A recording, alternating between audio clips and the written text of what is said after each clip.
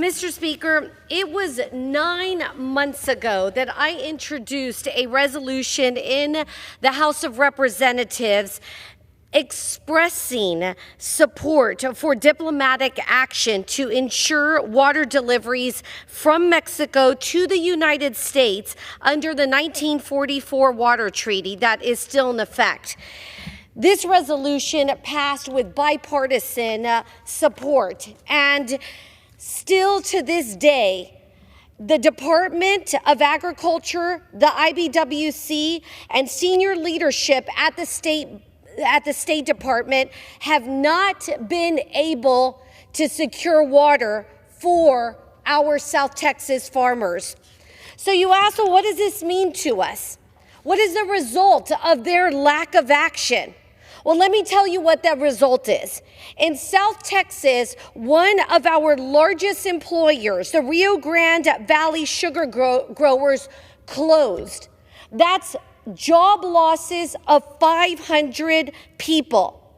And just like those crops that have no water, 500 jobs in our district went to dust. But what is the bigger impact of that? The bigger impact of that is that we no longer have a sugar mill in Texas. What does that mean to all Americans across this country? That means that we will now have to rely on other countries to satisfy that sugar that was being produced in South Texas. That means that we're more reliant on other countries when we in the United States have the capabilities and have the businesses to produce our own sugar. It is simply unacceptable. The situation continues to get worse.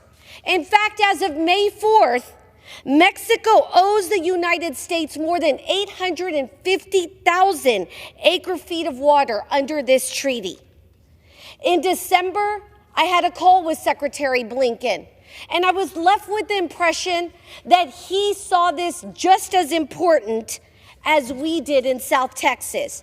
However, our attempts to have follow-up meetings with the Secretary have proven unsuccessful. I've called both the Secretary of State, Secretary Blinken. I've talked to and called the U.S. Ambassador to Mexico to put pressure on Mexico, but yet our phone calls, our emails, they go unanswered. They are leaving South Texas farmers to fend for themselves. And what does that mean? That means that our citrus industry is now at risk of no longer being around. One day we will look at the citrus industry and we too may see them close their doors forever. And it is simply unacceptable.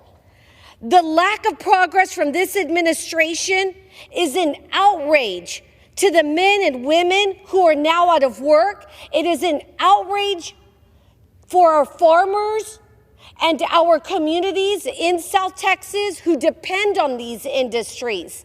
But you know what? This is an outrage to all Americans. Food security is a matter of national security. And I wish that Secretary Blinken, I wish that our Agriculture Secretary, and I wish our U.S. Ambassador to Mexico were just as outraged as I am, just as outraged as the people of South Texas who have lost the sugar mill and who are watching the slow death of our citrus industry.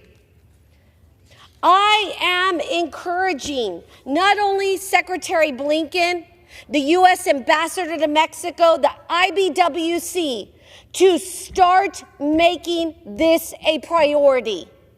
I am working with appropriations because I believe that if we cannot get our water, if we cannot save our citrus industry, if we cannot save the jobs that industry allows, if we cannot save our farmers, then Mexico does not deserve to have any money appropriated to them.